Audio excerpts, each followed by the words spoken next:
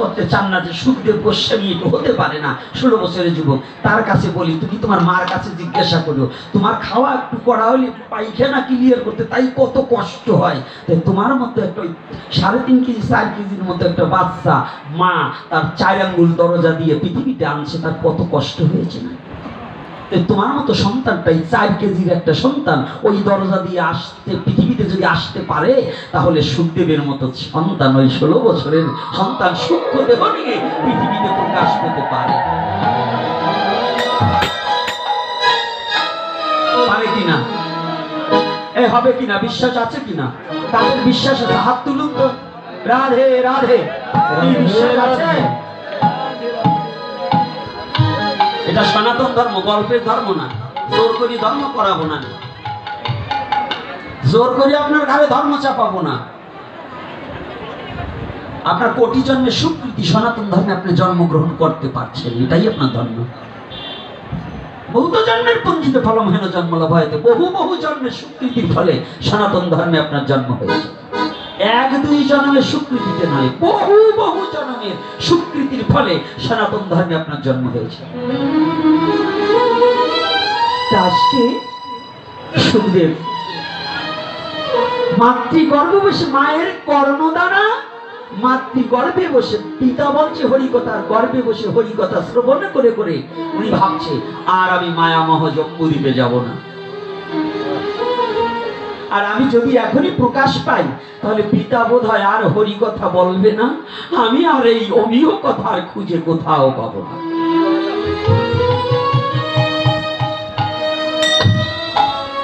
দেখেছেন ভাবনাটা কি ভ্রণরূপ? ওই আত্মার ভাবনা আর আমাদের সাধুদের ভাবনাও এক না। এই যে চুল পাইকে গেছে, ছেলে যদি একটু ভজন করতে চায়, ছোট ছোট ছেলেটার বয়স অল্প, বলে কি জানেন? হ্যাঁ, এই তোরা কোনো বয়স হয়েছে, সময় আছে, তুই বেঁচে থাকলে অনেক করতে পারবি, এখন যেতে হবে না, আগে টাকা ইনকাম কর। কি এটা বলে না? আর এখানে কি বলছে? আমি পৃথিবীতে যাব না। কেন? যদি আমি পৃথিবীতে যাওয়ার পরে পিতা যদি হরিকথা বন্ধ করে দেয়, আমি তো আর পাবো না। প্রত্যক্ষ শ্রবণ করছেন এখানে হরিকথা। এই হেলাঞ্চিতে শুধু হেলাঞ্চির ভক্ত আসেনি, দূর দূরান্ত থেকে অনেক ভক্ত এসেছেন, প্রকাশ্যে প্রত্যক্ষ ভাবে হরিকথা শ্রবণ করছেন, তাতেও হরি প্রেমামৃত রসে মন ডুবছে না। আমরা ভজন করছি না, আমরা সেই ভাগবতীয় কথাকে হৃদয়ে প্রতিপালন করতে পারছি না। আর সুখদেব গোস্বামী মাতৃগর্ভে বসে শ্রবণ করে, গোস্বামীকে আজকাল তো নামের পিছনে ওই এই গোস্বামী লাগাই দিই, ওই এই গোস্বামী, 3-4 জন শিষ্য পড়া দিলেই গোস্বামী লাগাই দিই। না বাবা, গোস্বামী সে, ও মানে ইন্দ্রিয়, স্বামী মানে শাসনকর্তা, যে নিজের ইন্দ্রিয়কে কন্ট্রোল করে ভগবতমুখী করতে পেরেছে, তিনি হচ্ছে গোস্বামী। গোস্বামী কিন্তু বললেই হয় না। আজকের আবার গোস্বামী সল গোস্বামী নাকি, গোস্বামীর ছেলে গোস্বামী, এরকম হচ্ছে কিনা? হ্যাঁ, গুরুদেবের ছেলে গুরুদেব না, এগুলো হবে না, এগুলো কিন্তু বৈধতা নয়। আগে শুনুন, এই লীলা কথার ফাঁকে ফাঁকে কিন্তু নিজেদের চরিত্রের কথা কিছু বলছি না, বলা যাবে না? হ্যাঁ, আপনার কি বলা যাবে? মায়েরা কি কষ্ট পাচ্ছেন নাকি? আবার কালকে বলবেন না তো যে গোপীনাথরা আনা হলো হরিকথার জন্য, গোপীনাথ খালি গল্প করে চলে গেল। আরে যে কয়টা বলছি 5টা ধরে রেখে, তাহলে মানব জীবন কাজ হয়ে যাবে, হবে না? প্রত্যেকটা কথা কি মানব জীবনের সাথে প্রয়োজন আছে কিনা? এই যতগুলো কথা হলো, প্রত্যেকটা কথা প্রয়োজন আছে কিনা? হ্যাঁ, একটা মিথ্যা বলেছি যে এইটা আমার প্রয়োজন নয়? প্রত্যেকটা কথা প্রয়োজন। তাহলে আজকে দেখুন, শ্রবণা বলছে শ্রবণা মঙ্গলম, কিসের মঙ্গল? মঙ্গল এখানে যদি কেউ শুদ্ধ চিত্তে হরিকথা শ্রবণ করতে পারে, তার সম্পূর্ণ মায়া রহিত হয়ে যাবে। তাই আজকে সুখদেব গোস্বামী পৃথিবীতে প্রকাশ পেলেন, পৃথিবীতে প্রকাশ পেলেন, 16 কলা পূর্ণ হয়ে গেলেন। 16 কলা পূর্ণ মানে আগে 16 বছরের আগে একটা ছেলের যৌবন হতো না। সেই যুগে 16 বছরের আগে। সুখদেবের কথা কোন যুগে? সুখদেবের জন্ম কোন যুগে? সুখদেবের জন্ম কোন যুগে? কি দাপর যুগে? সুখদেবের জন্ম কি দাপর যুগে? হ্যাঁ, সত্য যুগে। আসুন, এই জন্য লীলা আর যুগ এটাকে সন্ধিক্ষণে ভাবতে হবে। কোন যুগে? দাপর যুগে। শিব যখন তারা মেরেছিলেন কোন যুগে? ব্যাসদেবের সন্তান কি দাপর যুগে হয়েছে না সত্য যুগে হয়েছিল? বাবা, কলির প্রথম রাজা হচ্ছে মহারাজ পরীক্ষিত। কলির যুগের প্রথম রাজা হচ্ছে কে? মহারাজ পরীক্ষিত। কিন্তু সুখদেব গোস্বামী অনেক পুরাতন। 4 যুগে, 3 যুগেই এক রূপে ছিলেন কৃষ্ণদ্বৈপায়ন বেদব্যাস। 3 যুগে, সত্য, তিতা, দাপর, এই 3 যুগে এক রূপে ছিলেন। শুধু কলির যুগে তার রূপ চেঞ্জ করেছে, বৃন্দাবন দাস ঠাকুর মহাশয় হয়ে জন্মগ্রহণ করেছে। তিতা যুগে ব্যাসদেব ছিল না? ছিল কিনা? ব্যাস বৈশিষ্ট্য ছিল কিনা? আচ্ছা, সত্য যুগে ব্যাস বৈশিষ্ট্য ছিল কিনা? লীলায় দেখুন, দাপরেও ছিলেন। তাহলে ব্যাসদেবের জন্ম কোন যুগে? যদি সত্য যুগে তার লীলা পাওয়া যায়, তিতা যুগে যদি তার লীলা পাওয়া যায়, দাপর যুগে যদি তার লীলা পাওয়া যায়, তাহলে তার জন্মটা কোন যুগে? আমরা তো একেবারে সনাতন ধর্মের লোক, এখনো অনেকে লীলাটা কোন যুগে লীলা এবং কার কোন যুগে জন্ম, অনেকেই আমরা এটাকে জানি না, জানতে চাইও না। আজকে সুখদেব গোস্বামী পৃথিবীতে প্রকাশ পেয়েছেন। আমি তার জন্ম বলবো না, সুখদেব গোস্বামী কিন্তু জন্ম নাই।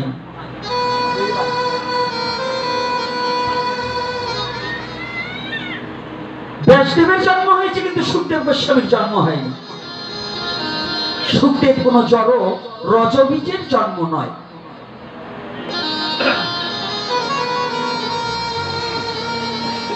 কোন কোন গ্রন্থে বলছে শিবার পার্বতী যে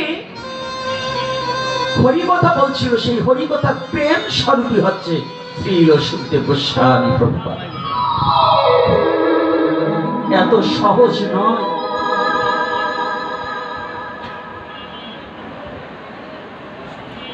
এই তত্ত্বগুলো অবলোকন করতে হবে।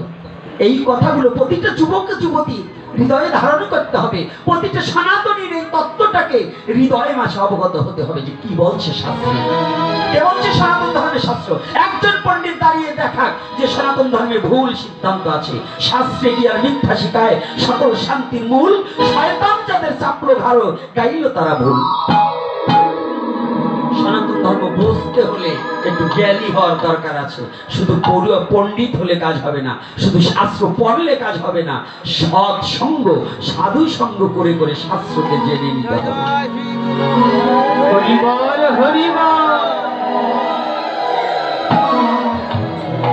সাধু সঙ্গবিহীন বই পড়ে কোনোদিন তত্ত্বজ্ঞ ব্যক্তি হওয়া যায় না।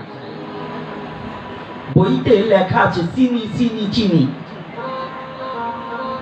1000 বার চিনি লেখা আছে, একটু চাটবেন তো মিষ্টি লাগে?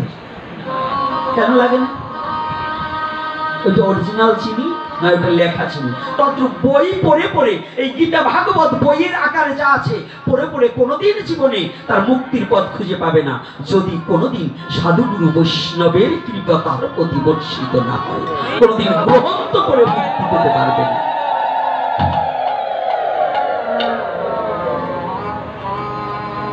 কি কষ্ট হচ্ছে নাকি পাঠক বাবা? আবার কষ্ট হয় না তো রামকৃষ্ণ বাবা? আপনারা আবার ভালো আলোচনা করতে পারেন, আমি কিন্তু আলোচনা জানি না। আমার আলো নাই, শুধু শোনা। আপনাকে আলো আছে, কিন্তু আমার আলো নাই, শুধু শোনা। তবে যদি কেউ নিতে পারে তাহলে অনেক রোগের বেদি, অনেক বেদি তা নির্মূল করে। রাধে রাধে। আজকে সুখদেব কত সময় আলোচনা করব? 10 মিনিট। জানি তাই আবার আপনারা কষ্ট পেয়ে এবার উঠে আটা দেবেন না তো? কয়টা বাজে? কেবল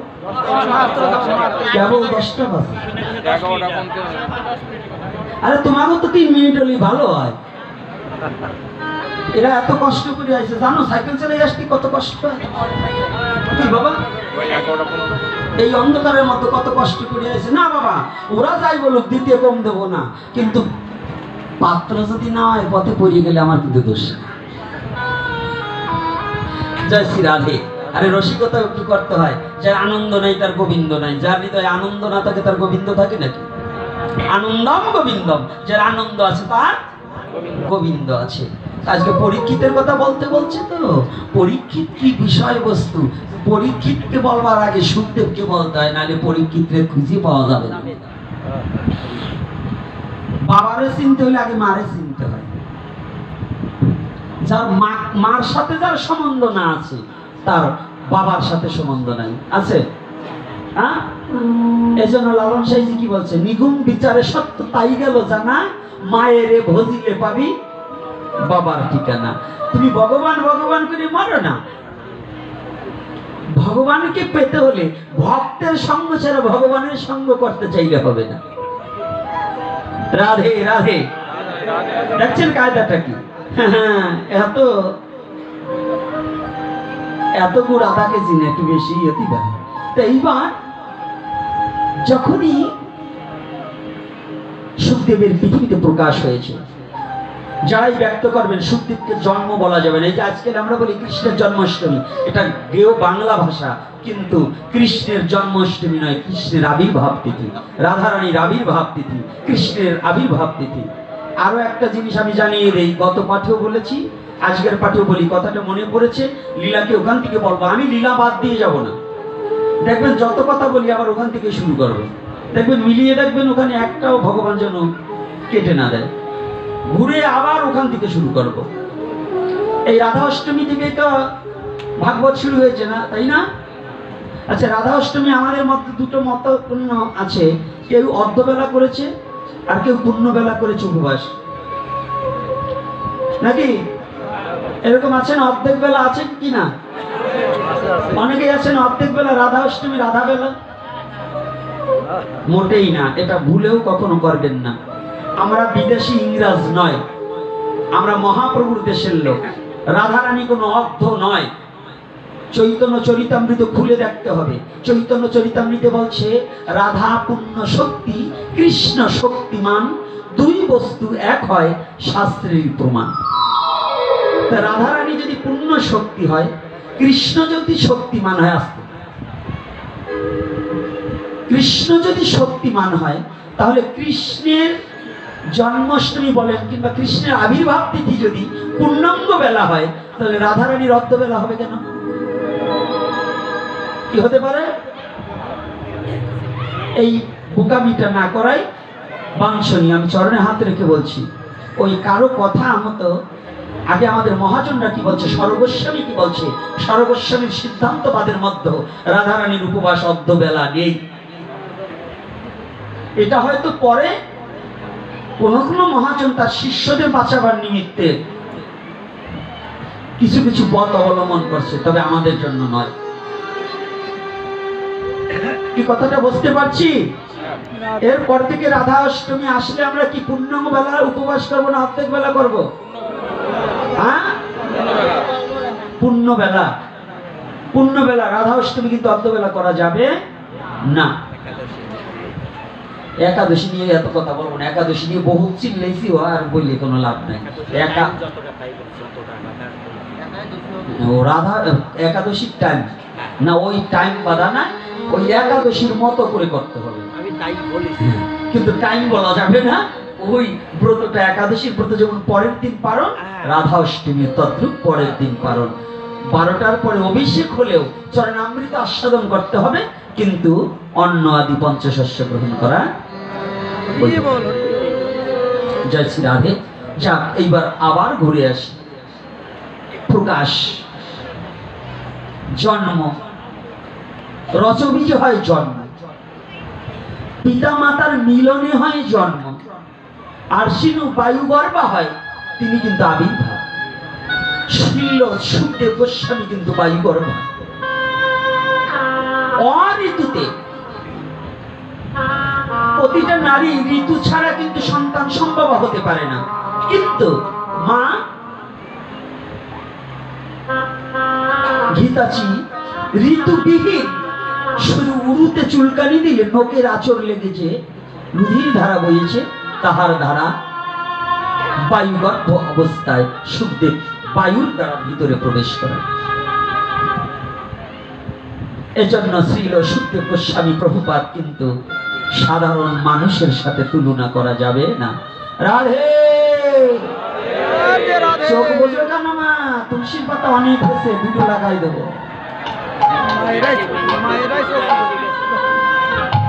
চোখ বসলেই তুলসীর পাতা দিয়ে বলবো বলো হরি। চোখ বসলেই কিন্তু তুলসীর পাতা, ভয় আছে? তুলসীর পাতা কখন দেয় মা? সেটা তুলসীর পাতা কখন দেয়? মরলে, তাই তো? বুঝছো, প্রকৃত তারাই মরা, হরি কথায় ঘুমায় যারা। এমন সুযোগ পেয়ে যারা ঘুমিয়ে কাটায় ওরাই তো মরা। এই ওদের চোখে তুলসীর পাতা দিয়ে হরি বল করে দিলে কোনো ক্ষতি নেই। আজকে সুখদেব গোস্বামী গুরুদেবকে জানেন? কয়জন জানেন? একটু হাত তুলতে পারেন? একজন বললেন, আপনি দেখি না কাউকে। কে বাবা?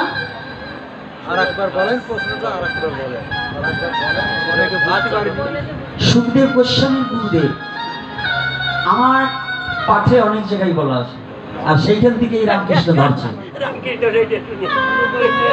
রামকৃষ্ণ আমার পাঠ শোনে, ওখান থেকে ধরেছে। অর্থাৎ সুখদেব গোস্বামী প্রভুপাদের গুরুদেব হচ্ছে শিরোদ্ধার জনক, মিথিলার শিরোদ্ধার জনক। জনকের কাছ থেকে দীক্ষা প্রাপ্ত, দীক্ষা নেওয়ার পরে এই যে অভিশপ্ত জীবন, অভিশপ্ত জীবন হয়েছিলেন সকলেই জানেন। ওখানে আর আমি যাব না, অভিশপ্ত জীবনে আর আমি ফিরে যাব না। কিন্তু ওখান থেকে অভিশপ্ত হয়ে মহারাজ পরীক্ষিতের পুত্রের নাম কি? হ্যাঁ, জন্মেজয়।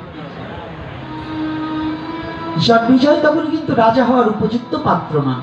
জন্মেজয়ের উপরে রাজকার্য পরিত্যাগ করে রাজ মুকুটখানা পরিধান করিয়ে রাজদায়িত্ব তাকে অর্পণ করে দিয়ে হরিদ্বার ব্রহ্মকুণ্ডে এসে চুপটি করে মৌনময় অবস্থায় বসে রইল। ভালো করে জানো, 60,000 মুনিবর্গ উপনীত হলেন। সকলেই মহারাজ পরীক্ষিতের জীবন রক্ষার জন্য সাধনা, যার যেমন সাধনার উপলব্ধ ফল আছে সমস্ত ব্যয় করার জন্য, তথাপি ধার্মিক মহারাজ পরীক্ষিতকে রক্ষা করতেই হবে। সমস্ত মহর্ষিরা কেউ ধ্যান করছে, কেউ যজ্ঞ করছে, কেউ পূজা পর্বণ ইত্যাদি যাগযজ্ঞ আরম্ভ করেছে। আমার মৃত্যু জানি, আমার মৃত্যুটাকে রোধ করার জন্য যদি কেউ আমার সপক্ষে কাজ করে, আমরা কি করি? তার সাথে কথা বলবো না? মহারাজ পরীক্ষিত কারোর সাথে কথা বলছে না। মহারাজ পরীক্ষিত শুধু তাকাচ্ছে, কে আছে তার কাছে আমার মনের কথা বললে পরে আমার মনের ব্যথা যাবে। আমার জীবনে জিজ্ঞাসাটা আমি কার কাছে করলে পরে সঠিক উত্তর পাবো। কে আমার বান্ধব আছে? আমি এতগুলো মুনি ঋষি রাজা ঋষিগণ দেখতে পাচ্ছি, কাউকে দেখে তো আমার এমন মনে হয় না যে আমার মনের অভিপ্রায়টা তার কাছে ব্যক্ত করি।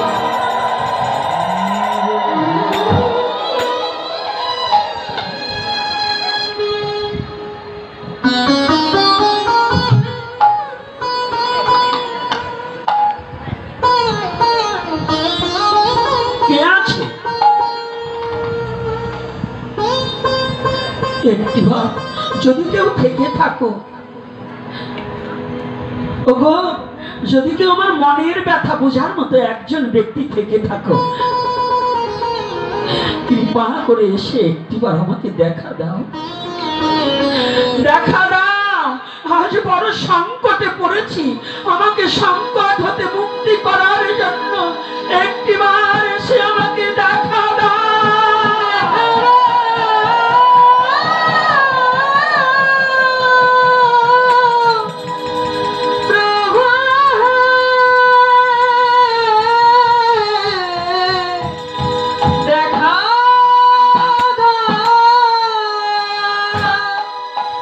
জৈব। ঠিক তেমনি সময় সাগরে টান দিলে পরে নদী কি আর রইতে পারে? নদী কুল ভাঙিয়ে ধেয়ে যায় রে সাগরে মিশিবার তরে। ভক্ত যদি কোনোদিন কোনো ভগবানকে ডাকে, ভগবান কখনো থাকতে পারে না। ভক্তকে দেখা দেবার নিমিত্তে ভগবান পাগলের মতো ছুটে আসতে হয়। কে বলছে ভগবানকে ডেকে পাওয়া যায় না? কে বলছে? কোন মূর্খ বলেছে? যদি ডাকার মতো ভগবানকে ডাকা যায়, যদি শিশুর মতো সরল সহজ হৃদয়ে নিয়ে মনের দুয়ারে খুলে যদি ভগবানকে একবার ডাকা যায়, ভগবান না এসে কি আর থাকতে পারে? কোনদিন থাকতে পারে না। আজ যখন মহারাজ পরীক্ষিত ডাকছে, দুটি চোখের জলে ভেসে ভেসে চতুর্দিকে তাকাচ্ছে, আমি কার কাছে আমার মনের কথা নিবেদন করব? কে আছে আমার এমন বান্ধব আমার মুখ বুঝে দেখে দুঃখ বুঝে নেবে? এমতি সময় ঠিক শ্রীল সুখদেব গোস্বামী প্রভুপাদ মায়া মুক্ত পুরুষ অষ্ট আঙ্গুলখানা কৌপিন ধারণ করে শুধু সুদীপ্ত জ্যোতি, সূর্যের কিরণের চেয়েও তার অঙ্গের জ্যোতি ছটা বেশি, ঠিক গগন হইতে যেন অরণ্যের মধ্য থেকে ছুটে আসছে। কে এমন পুরুষ? হঠাৎ করে সমস্ত রাজ ঋষিগণ, মহর্ষিগণ, সমস্ত ঋষিগণ, মুনি ঋষিগণ সকলে দাঁড়িয়ে গেছে। কে? একই কোন কোন ঋষিগণ একবার গগনের সূর্যের দিকে তাকাচ্ছে, আবার ওই মর্তলোকে যে ব্যক্তি হেঁটে আসছে তার দিকে তাকাচ্ছে। কি আমি কি দেখছি? গগনের সূর্যের চেয়েও যে হেঁটে আসছে তার অঙ্গের ছটা যেন আরো তীব্র, সমস্ত অন্ধকার যেন দূরীভূত করে দিচ্ছে। দিব্য অমাবস্যা রাতে যেন যদি সূর্যের কিরণের তাহার চেয়েও বেশি, সূর্যের চেয়েও বেশি তার অঙ্গ ছটা চতুর্দিকে ঝলকে ঝলকে প্রবাহিত হচ্ছে। একই কে? আমি কাকে দেখছি? সাক্ষাৎ সকলে দাঁড়িয়ে গেলেন। এখন সাধারণ পুরুষ নয়, কে? সকলে দাঁড়ানি, এমনকি ব্যাসদেব পর্যন্ত করজোড়ে দাঁড়িয়ে গেলেন। যেমন আজকে আমি কিছু নয়, ব্যাসদেব সুখদেবকে সম্মান দেওয়ার জন্য আপনারা যখন দাঁড়িয়েছিলেন, এটাই কর্তব্য, দাঁড়াতে হবে। ব্যাস আসনে বক্তা আসবার সময় সকলে দাঁড়িয়ে সুখদেবকে সম্মান করতে হয়। বক্তার কোনো গৌরব নয়, এটা শ্রীল সুখদেব গোস্বামীকে সম্বর্ধনা জানানো প্রয়োজন আছে। সমস্ত মুনি ঋষি দাঁড়িয়ে গেলেন। দেখি পিতা পর্যন্ত দাঁড়িয়ে গেলেন পুত্রকে। কাছে আসতে না আসতে ব্যাসদেব দেখলেন তারই পুত্র সুখদেব। সুখদেব মৌন, মহারাজ পরীক্ষিত মৌন। যখনই কাছে এসেছে সুখদেব গোস্বামীকে একবার মহারাজ পরীক্ষিত দেখার সাথে সাথে তাকিয়েছে। এই তো আমি পেয়েছি, পেয়েছি, আমি পেয়েছি, আমার মনের কথা বলার ব্যক্তিকে খুঁজে পেয়েছি, আমার জীবনের কথা বলার মানুষটিকে আমি খুঁজে পেয়েছি।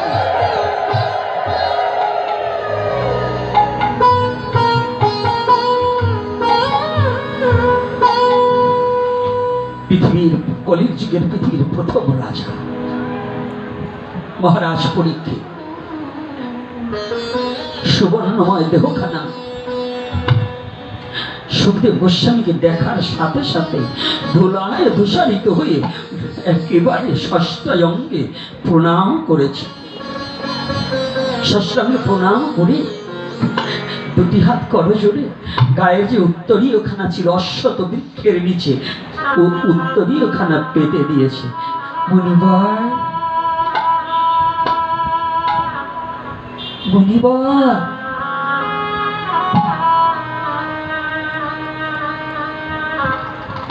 আপনার মতো ব্যক্তিকে বসবার দেওয়ার মতো কোনো আসন আমার নেই।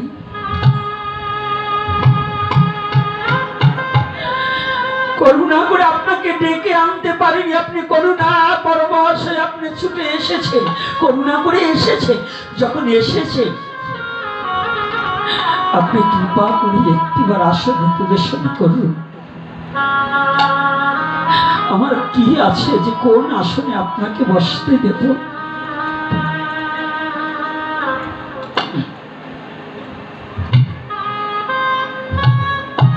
একটিবার বসুন।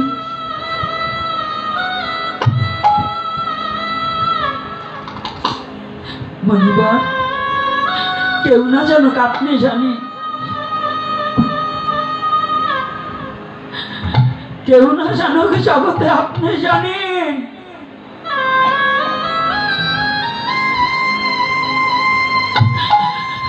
আজ আপনাকে শুধু এই আসন নয়, আপনাকে আমার হৃদয় আসন পেতে দিয়েছি। আমার হৃদয়ে মন্দিরে, হৃদয় আসনে একটিবার বসে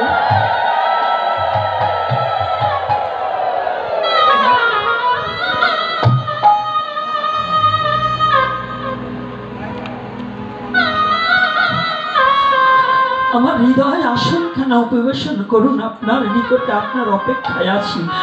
আমার যে আর সময় বেশি নেই। আমার একটি সেকেন্ড, একটি পল করে আমার সময় অতিবাহিত হয়ে যাচ্ছে। আমাকে জীবনে জিজ্ঞাসা করা হচ্ছে না।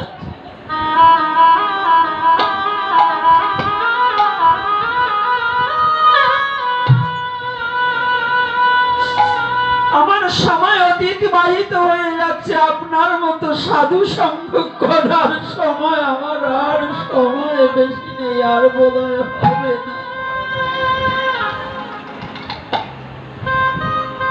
আমি চলে যাব। আমি জানি নির্ঘাত আমি চলে যাব। যে দেশে গেলে পরে আর কোনোদিন জগতে জীব ফিরে আসে না, আমি সে দেশে চলে যাব। কিন্তু যাবার আগে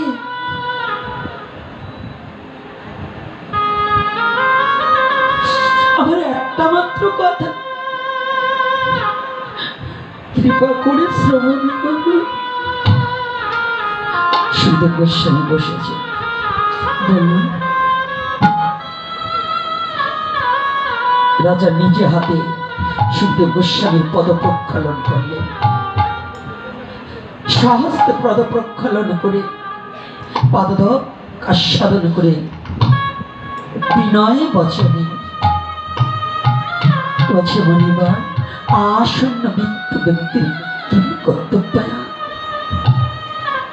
মনিবার, আপনি বলে দিন, অতি সন্নিকটে যার মৃত্যু, মৃত্যু অবধারিত, সেই ব্যক্তির কর্তব্য কর্মটা কি একটিবার বলে দিন। আমি তো আর মহারাজ পরীক্ষিত যখনই জিজ্ঞাসা করছে আসন্ন মৃত্যুর কি কর্তব্য, সুখদেব গোস্বামী প্রভুপাদ বললেন, সাধু সাধু সাধু।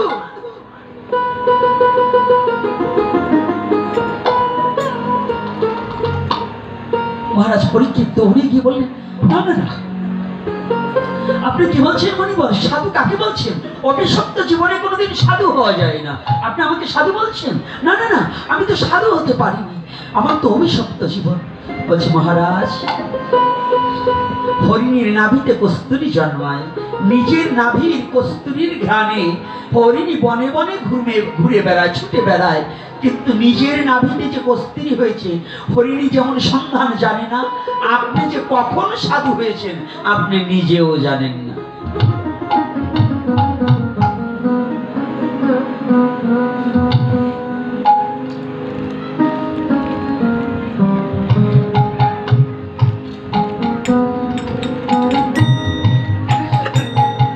আপনি যে কখনো সাধু হয়েছেন আপনি নিজেও জানেন না। এই যে আমরা তো সাধু হয়ে গেছি, আমরা বৈষ্ণব হয়ে গেছি। আমরা নিরামিষ খেলে বৈষ্ণব হয়ে যাই, আমরা মালা নিলে সাধু হয়ে যাই, আমরা বাড়িতে একটু মন্দির করলে মহাত্মা হয়ে যাই। আর এত বড় মহাত্মা যেন বলছে, না আমি সাধু হতে পারি না। সাধু হলে বোঝা যায় না। আমি অপিনাথ যদি বলি আমি বৈষ্ণব হয়ে গেছি, তাহলে কি বৈষ্ণব হতে পারবো না? বৈষ্ণব হলে কেউ সে নিজে বসতে পারে না। চিনি কতটুকু মিষ্টি, চিনি যেমন নিজে বসতে পারে না, ওই চিনিটা যে খায় সে বুঝতে পারে যে ওই চিনি কতটা মিষ্টি। তদ্রূপ সাধু যে বলে যে আমি সাধু হয়েছি, জানবে সে সাধু নয়। ওই সাধু সঙ্গ করে যারা তার আচরণে শিখে আর একজন সাধু হলে অন্যজন জানে যে কে সাধু হয়ে গেছে। সঙ্গ করলে বোঝা যায় কে সাধু হয়েছে। যদি আমি বলি আমি সাধু হয়েছি, তাহলে সাধু বলা যাবে না, সে সাধু নয়। তো বলছি আপনি কখন সাধু হয়েছেন আপনি নিজেও জানেন না। বলছে কখন? বলছে আপনার পিতামহর চেয়ে অতীব উত্তম কথা বলিয়াছে। পরীক্ষিতের পিতামহকে, পিতামহ মানে কি? ঠাকুর দাদা। পরীক্ষিতের ঠাকুর দাদার নাম কি? অর্জুন। তো অর্জুনের চেয়ে এত বড় ভালো কথা কি বললেন পরীক্ষিত? যা রথের সারথি কৃষ্ণ, তার চেয়ে ভালো কথা বললেন কে? তার নাতি ছেলে। এটা কি মানা যায়? হ্যাঁ, বাবার চেয়ে কি ছেলে বেশি বুঝতে পারে? হ্যাঁ, কখনো কখনো বোঝে। বাবা যা না জানে তা ছেলে জানে। যেমন আগে যারা পাও দিয়ে ভ্যান চালাতো, পায়ে পেট্রোল মেরে, কি পেট্রোল মেরে চালাতো না, তারা যদি এখন তাদেরকে দেন এখন ওই যে ইজি বাইক চালাতে পারবে? পারবে না, খাদে নিয়ে যাবে। এখনকার যুবক ছেলে যেমন আজকে এই মিক্সার চালাইছে আধা বয়সী বাবা, উনি কিন্তু মিক্সার সম্বন্ধে ওনাদের বয়সে উনি যখন শিখছে তখন চালাইতো মাইক। ওই এতটুকু একটু মিক্সার খালি মাইকে ওই মুসলমান বাড়ি হলো নুনু কাটার জন্য আর হিন্দু বাড়ি দিয়ে বাজাবার জন্য। এই হয়েছে এই স্টেজ প্রোগ্রামে কিন্তু এই যে বড় মিক্সার চালাতে হয় এই কিন্তু ছিল না। তো এখন চেনবে কারা? মোজ দাড়ি কেবল চালাইতেছে তারা।